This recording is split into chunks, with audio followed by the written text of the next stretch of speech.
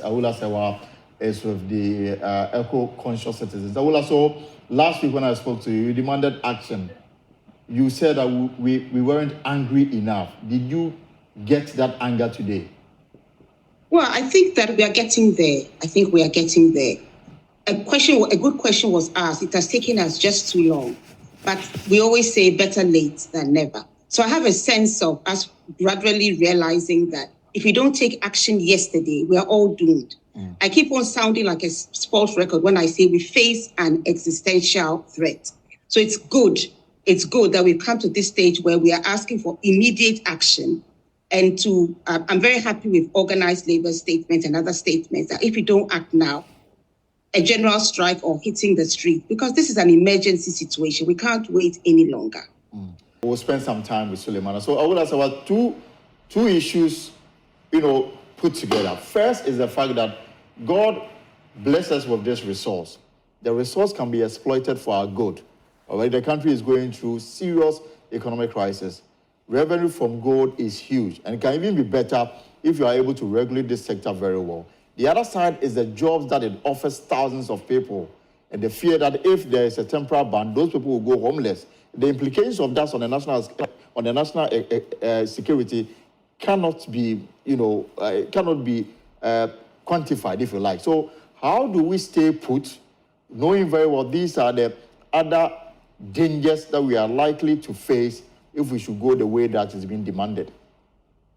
We have to go the way that is being demanded. I'm glad people have been bold enough to say what we should have said as far back as 2016. Let's be absolutely clear. Mining is not the only way you have an income. And what's the point of having an income when you've got kidney disease or a neurological disease? It doesn't make any sense. You can get money from the forest. Right now, we are destroying our forests, which are our pharmacies. In addition, fishermen are losing their livelihood. We might not be able to export cocoa any longer because we'll be told that they don't want mercury infested cocoa. And that goes a long way. We have security concerns because some of the illegal miners are armed. So this focus on an income from gold is completely misplaced. When you look at how much money you have to spend on your health, those who haven't died and who are suffering from kidney disease, we look at those who are losing an income, the farmers, the fishermen. It's a no-brainer. We cannot continue with mining the way we are going about it. So there must be a pause.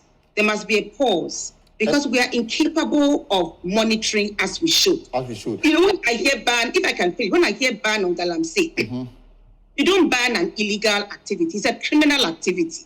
So it's something that you take action immediately. It's not a question of banning. It's illegal, and therefore it's a criminal activity, and you take action immediately. The fact that we are unable to take action should tell us something. So what I'm saying is that it's absolutely clear to me that it's a no-brainer. We need to pause community mining. We need to immediately repeal LI 2460, which is perverse because it allows mining in globally significant biodiversity areas if the president says it's in the public interest. It can never, ever be in the public interest. But again, we need to... the flip side also is the fact that I remember when, illegal mining started gaining traction, and there was a need for government to design alternative livelihood for those already in that business. Some of the business that came up was for them to go and reg grass cutter and the likes. Now, an illegal miner told me that he earns close to 4 million cedis every week from illegal mining. And we asked that person to go and reg grass cutter. How? Well, if people go into armed robbery because they say they don't have an income, so are we going to allow armed robbery because people don't have an income? Let's be real. You may not be able to find alternative employment, which will generate 4 million a day. But remember, that amount of money is being done by killing people. What is happening right now is genocide. Poisoning the source of water is a war crime during war when you do that. So we cannot even entertain any of these excuses. Government has been impotent. We heard what the running presidential candidate for His Excellency the President just said. He just doesn't understand what is going on or doesn't care. This is a very serious matter. You might not be able to get 4,000 whatever a day. Is that an excuse to poison the rest of Ghanaians? Is that an excuse? Of course not. There are other things that can be done. It might not give you the same income, but you can never, ever poison other people because you want more money. I can't even find the words to respond. Let me bring in Sulemana Easy Food now. So Sulemana, I mean, yesterday the Peasant Farmers Association also gave us a warning that we are almost in food crisis if this matter is not dealt with. The Ghana Cocoa Board, we are expecting the Cocoa Board to announce new producer price for cocoa. Already, production has dipped because of illegal mining. Tell me, what danger are we in terms of our food security? So, Elton, I hope you guys will not stop talking about Galamsey. So, I'm very serious about this because I know what it is. You guys, look, anything about politics, put it aside. Report on only Galamsey until this is stopped. It is worse, and Awula said it is genocide. We call it ecocide, right? So, you are endangering the ecosystem just to make few millions of citizens. And that is what we call ecocide. So when all the domains of life are attacked as a result of economic activities, so when I talk about the domains of human existence, we call it the biosphere. So we talk about the air. Now we've lost about 38 of our forest reserves permanently according to the Forestry Commission, which means that the ability to purify the air that we breathe has been compromised. That is number one. The soil is part of the biosphere. That is where we get our food from. But once we poison the soil, what it means is that some of the crops have the ability to take up mercury and deposit these mercuries in the tissues of the crops, meaning that the source of food production has also been poisoned. You talk about water as part of the biosphere. Water is being poisoned. So, and what is so painful is that the government is not even investing in technologies that will help us to remediate these domains of biosphere in case one day, as I always put it, we become sensible and decide to reset the system back to what it was. Because now, as it stands, there are no enough. I've reviewed many studies that are found that have looked at the impact and all of that. But how to remediate the soil? My institute here in Germany, we did a study where we found we were able to discover some strains of fungi. We call them AMF, Abuscular mycorrhizal fungi, which I think even Joy reported on this. And this fungi, for example, has the ability to immobilize mercury when it finds itself in the soil. So these kinds of technologies that we need to invest in terms of research, so that when we decide to become sensible one day and we want to research the system, we'll be able to implement these technologies to research the system. We are not even invested in all of this. So this is a gamut of issues. And I mean, researching the system without investment in research is is going to be problematic. Now, specifically on food security, as you have seen, cocoa is declining. Not only is it declining, it is being rejected at the international level because of the presence of these heavy metals. Yesterday, I was reviewing a video where one farmer who produces seedlings says that all his farm where he used to produce the seedlings have been taken over by Galamsey, which means that he cannot produce seedlings anymore. Yes. So where are the farmers going to get the seedlings to grow the crops for us to eat, right? And already Ghana is a net importer of food. You are a country that cannot even produce enough to feed yourself. How then do you go and compromise the farmland that are being used to produce the food? And some of the studies that I've reviewed, it has shown clearly that over the period, Galamsey has been one of the biggest contributors. So Galamsey was first, and I think construction was second. So Galamsey was one of the biggest contributor of farmland losses or land change behavior of farmers. So many farmers were converting their farmlands into Galamsey areas. Yes. And the time, look, ask yourself, how come we've invested millions into planting for food and jobs, and just 2 months of shortage of rain, the whole Ghana is on its knees, and government needs about 8-point-something billion to be able to stabilize the food situation in Ghana. Ask yourself why that is happening. After investing millions into planting for food and jobs, it tells you that already our food system is on teethers. It can easily fall. It's living on steroids. So when you have a food system that is living on steroids, the worst you can do is to take away farmlands and convert them into Galamsey areas. So there is no justification. So you asked the question about, for example, have you seen living examples of what Galamsey is doing to the health of people? Exactly. There can be no such evidence than what was given by Professor Sampene, who is a pathologist. And I quote him, he said, since my 20 years of working as a pathologist, I have never seen the kind of deformities that I'm seeing in babies. Only for him to examine the placentas of the mothers who were giving birth to these deformed babies, only to find deposits and clots of mercury and other heavy metals. So babies are being born with one eye off, with no penis, with no private parts. And yet, we think this is something that we can do politics over. Not only are we denying ourselves the ability to live, we are also compromising the existence of the next generation. So when it comes to intergenerational ethics, we have failed big time, and there's no time for us to play around as far as Galamsey is concerned. You recall, for example, when Erastus made the publication on Canon Memory Forest, we filed a petition to Shraj. And to date, I have to follow Shraj, send an RTI request, and they told me, I asked them, for example, have you interviewed, because according to Erasmus' report, the Forestry Commission officers were fully aware of what was going on. So we said, hold them accountable for administrative negligence. And today, since 7 months of filing that petition, Shraj is still telling us that they are still investigating the matter. And I asked the Shraj guys, I wrote to them, I said, you guys think this is a joke? You are living in Accra, sitting in your air-conditioned office, but I can assure you, what Galamsey can do to you, wherever you live in Ghana, you have no idea. The food that you are eating, the water that you are drinking, and even if you have money to buy bottled water, I'm not sure you have money to buy water to bathe, you have money to feed all your family members who are living in the hinterlands of the country. You don't have money to cover all these expenses. Are you willing to come? You have state powers. Use it to save the state. So what are you sitting down telling me 6 months, 7 months on, we are still investigating? So right? So the dangers of Galamsey, my brother, you have no idea. As I mentioned, the biosphere has been compromised. If you are losing 38 of your forest reserve permanently, according to the Forestry Commission, it means that you can't have, and mind you, we call the forest the lungs of the earth. That is where we get our oxygen from. So if you have, if you have your forest reserves being depleted this way, your air quality is going to go down. And mind you, Ghana is already trading in the carbon market, meaning that we are using some of our forests to go and say that, look, we are preserving these forests, give us money. And we are accepting money from the UNFCCC.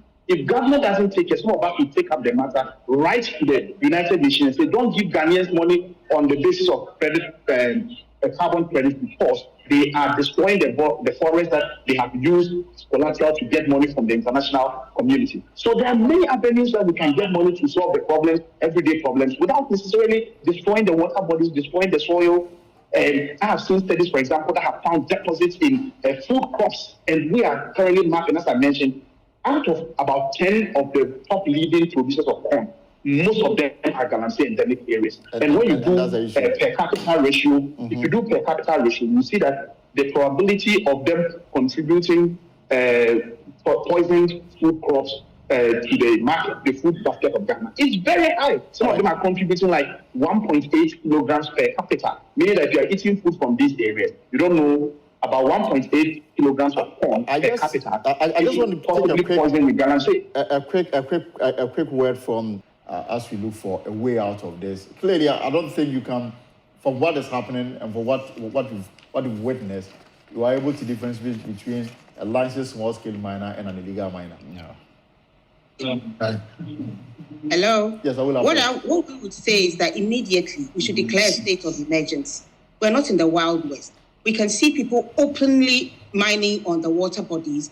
We have security agencies. We have police officers. Nothing is being done, as if we're in the Wild West. So immediately there should be a state of emergency. See, it's environmental terrorism going on now. Whether you call it ecocide, genocide, we continue like this, we are all going to be extinct. So we need to declare a state of emergency and deal with these terrorists. It's not a question of banning Galamsey. Galamsey is an illegal activity. When there's criminality going on, the necessary authorities should deal with it. Also, we are saying that it's not negotiable. Just revoke LI 2462 and get everybody out of our forest reserves, whether exploration, whether mining. We should not be in globally significant biodiversity areas. We should not be in protected forest reserves. It's not negotiable. And once we are at it, immediately revoke EI 144, declassifying the lungs of Accra, the last remaining forest reserve in Accra. We are saying that immediately we must pause community mining or illegal, small-scale mining. When it was going to start, persons said that we cannot work. Even the big companies, we are unable to monitor them properly.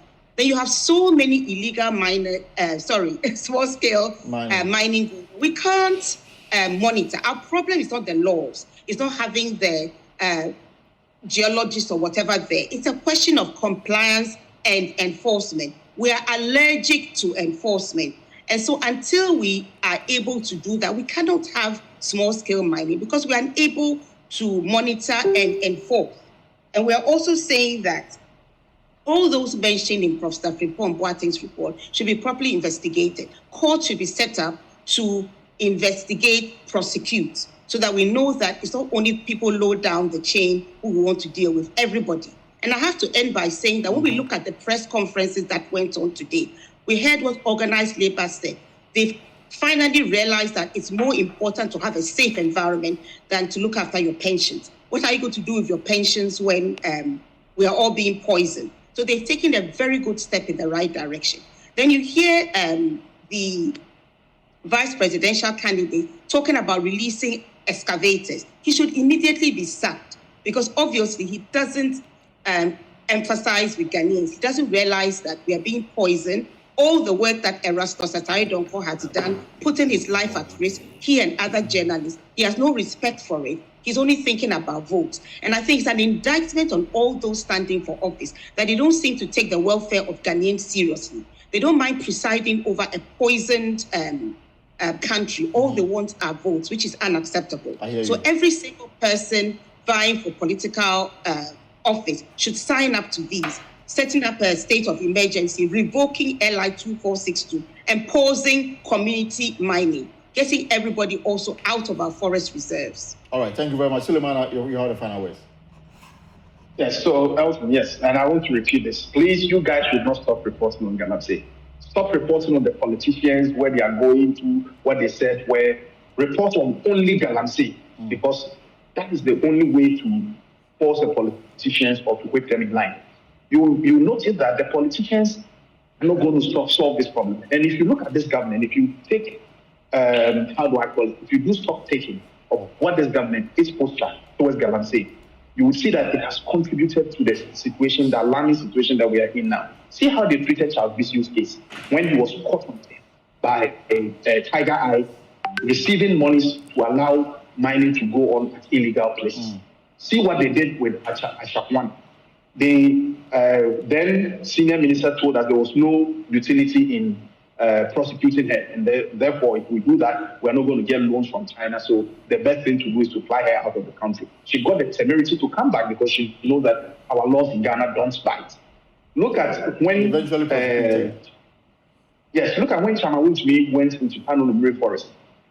When the lands minister said that what he was doing there at the time was illegal, you have the president coming to say that, yes, as we speak now, it's not mining there. Okay, he was not mining at the time that the president was speaking. But what of the illegality he committed before the time the president was speaking, which was acknowledged by the minister himself?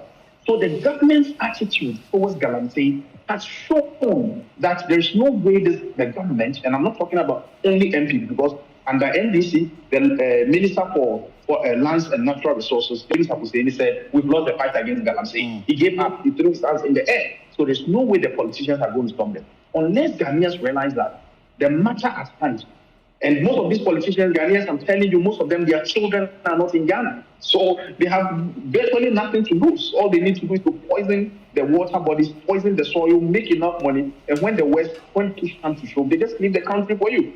And so it's either we stop Galamsey or Galamsey is going to stop us. So immediately, I'm calling on Shraj. Recently, I heard the commissioner with Cal saying that he supports the call for a state of emergency. Please, Commissioner, if you are listening to me, the petition that I brought to you on the back of the expose by Erastus Atari Donko, please, what are you doing about that petition? Right. You have to use the powers that the state has conferred on you. Every state institution must use their power to help in one side of the matter, to solve one side of the matter. So while Shraj, for example, is looking at human rights and administrative issues, the police should be looking at the criminal aspect. The special prosecutors should be looking at the corruption aspect. If all these state institutions are going to set up and do their best, I'm telling you, this problem will be solved. But the ultimate responsibility is on Ghanaians. And if you read our statement we put out yesterday, we are calling on Ghanaians to use positive defiance, to use civil disobedience, to disrupt government functions, Look, we need to solve this matter. It's life and death. Thank you so much. When you are faced with life and death, you don't wait 1 minute longer. Thank you so much, Suleiman Issa, for your time this afternoon. Yes, thank you so much. Also, my appreciation to you, Awula Serwah, and of course, the President and General Secretary of the Ghana Geoscientists, for your insight into this particular matter. And I guess the fires have just started, and we're going to keep it on until there's sanity in our country. Well, before we go, whilst at this though, illegal miners are mining heavily along the Yamfuru Wasa Akupon Road in the Western region. Rasta Saridonko was there and came through with this report. The Minerals and Mining Act prohibits mining in settlements and in areas 50 meters from a public road. But in these Wasa towns of the Western region, local authorities have allowed one of the worst examples of lawlessness in mining. This is not Galamsey. This is just some dig and wash. We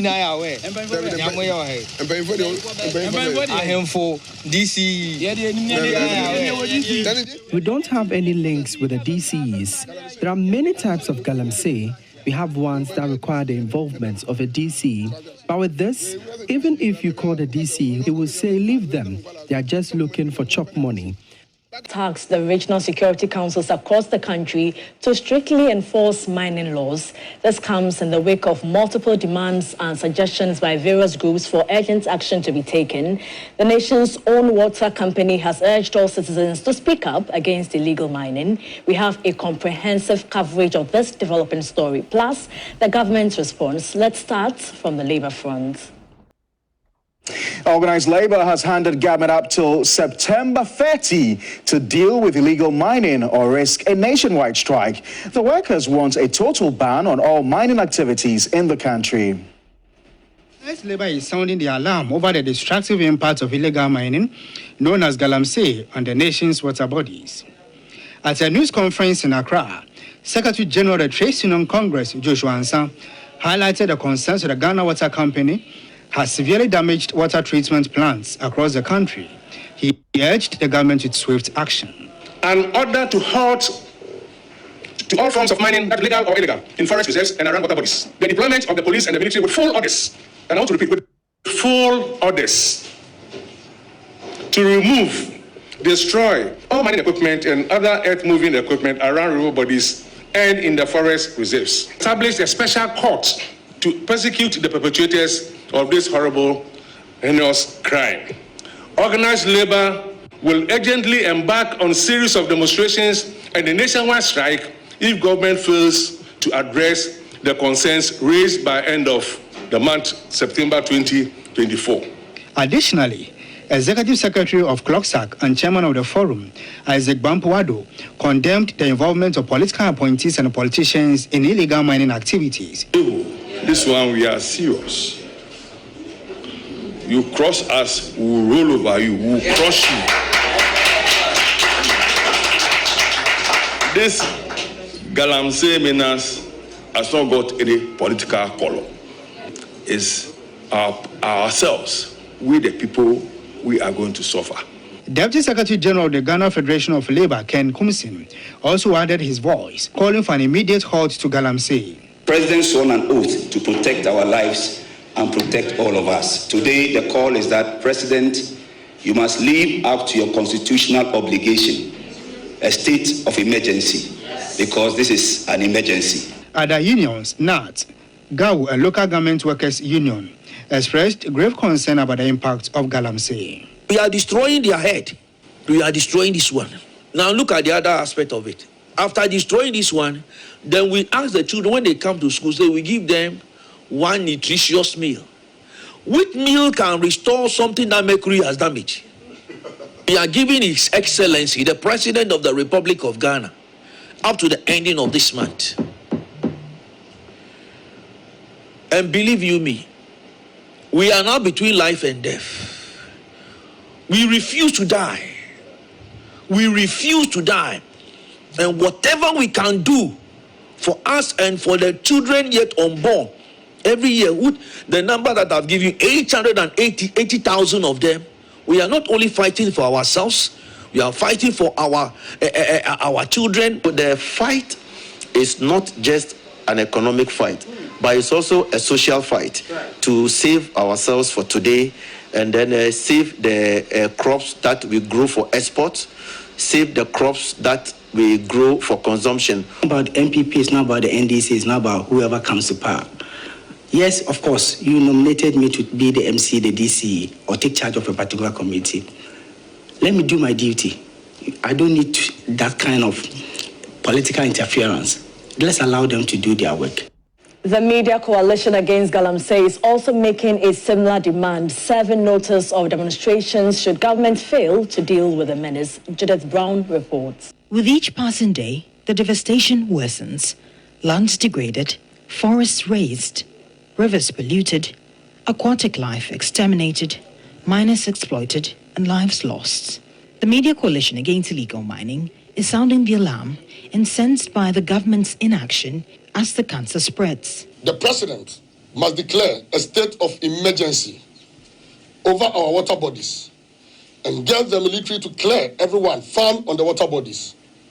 i.e. mining on the water bodies is illegal.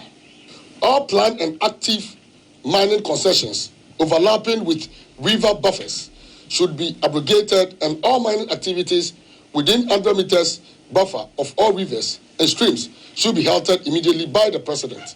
These demands will be reviewed in a fortnight, i.e. 2 weeks, to see what actions have been taken, and our next line of action will be communicated to the media. Briefing the press, President of the Catholic Bishops' Conference, Most Reverend Matthew Jemfi, explained that Ghanaians can no longer tolerate the lip service of government in the fight against corruption.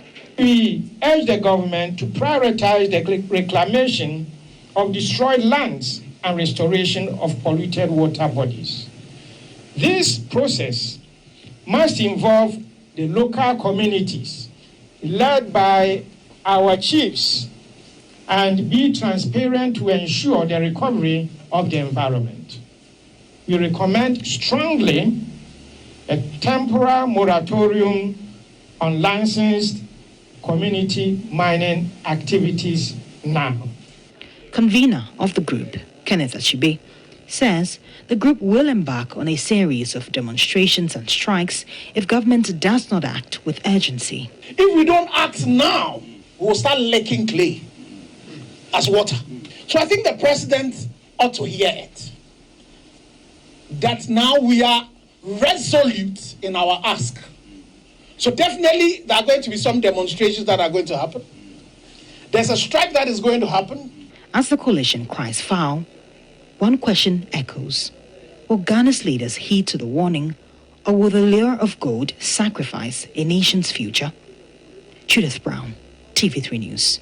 Let's run you through a summary of the demands made to government so far. First, declaration of a state of emergency, abrogation of concessions overlapping river buffers, abrogation of entry permits allowing access to globally significant biodiversity areas, repeal of the law allowing mining in forest reserves.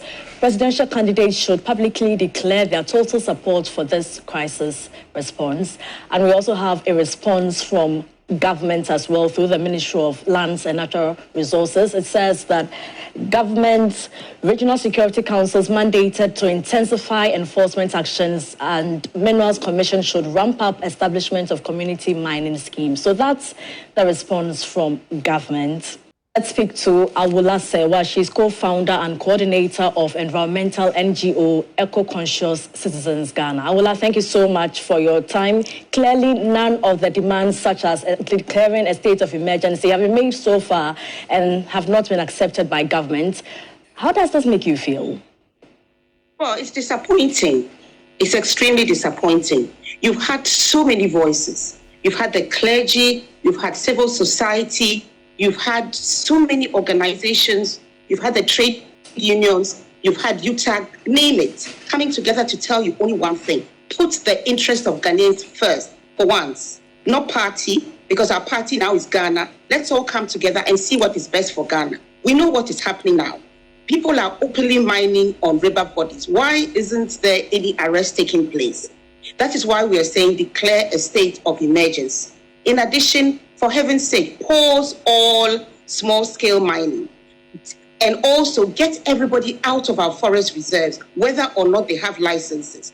And also LI 2462, which allows for mining in forest reserves, including globally significant biodiversity areas, is perverse and should be repealed forthwith. Now, it's quite clear that the government is not at all interested in the welfare of Ghanaians. So it seems to me that the threatened strikes will become a reality, because we cannot wait till the end of September when we have already been told. They might as well have said, you know what, we're not prepared to do anything. We're not prepared to meet any of your demands. We'll just carry on poisoning Ghanaians. Because we are so excited about the gold rush. That's all we care about. And I would like this as government response to it. Regional security councils mandated to intensify enforcement actions, while minerals commissions should ramp up establishments of community mining schemes. Is this enough? Of course it's not. In fact, this is not dealing with the problem in any way. We have said to stop, to pause, ban community mining. You're going to ramp it up. This is a slap in the face. This is a kick in the teeth. You are saying that you're not interested in anything. I haven't heard anything about the state of emergency. I haven't heard anything about pausing community mining. You're either going to increase it, vamp it. I haven't heard anything about repealing LI 2462. So what exactly are you saying? You're going to continue doing what you've been doing, which has led us to what people say is stage 4 cancer, increase in kidney disease, increase in neurological disease, maternal deaths, deformed babies, poisoned waters, and we're still not seeing that we are facing a catastrophe, an existential threat. There's ecocide going on. We don't seem to care, and this is most disappointing. Awula, thank you so much for your time. And Awula Serwah is co-founder and NGO Eco-Conscious Citizens Ghana. Right, Portia. Meanwhile, Lands and Natural Resources Minister Samuel Abujinapo says government remains committed to dealing with illegal mining. He's been engaging senior journalists and editors here in Accra. On behalf of the President and his government, make a firm commitment to the Ghanaian people that the government is absolutely committed to the fight against illegal small-scale mining. And that commitment is unshakable. We will continue with the efforts we are making and increase some of them when the need arises, and the situation will be reviewed periodically and regularly. And if there's a need to bring in additional measures, we will do so. Meanwhile, the devastating effect of illegal mining, also known as Galamsey, has been a topical issue across the country. In this explainer, my colleague Judith Brown highlights how mercury and cyanide from Galamsey are poisoning our water bodies, causing birth defects, respiratory diseases, and a lifetime of suffering. Clean gold, dirty secrets, a deadly legacy. Illegal mining, also known as Galamsey, is indeed biting hard. The effects palpable in our communities and, most importantly, our water bodies. People are dying and children are being born deformed. But what really are the causal factors, and how is Galamsey leading to these deformities? The answer lies with two highly toxic substances, cyanide and mercury. The toxic duo is used to cleanse gold, but at a high price. They contaminate waterways, poisoning communities. Cyanide is a highly toxic substance that can enter the body through inhalation, ingestion, or skin contact. Once inside, it rapidly binds to cells, disrupting the ability to use oxygen. This leads to rapid heart rate and breathing, dizziness and headaches. It also leads to nausea and vomiting, as well as seizures and even death. For mercury, the effects are even deadlier. When the neurotoxin enters the body, it accumulates in the brain, kidneys, and the liver, causing neurological damage like tremors, memory loss, and cognitive impairment, kidney damage and potential failure, and birth defects and developmental delays if exposed during pregnancy. It's a no doubt exposure to both cyanide and mercury can have devastating consequences, but in the end, the onus lies on government to find urgent solutions to the matter. Judith Brown, TV3 News.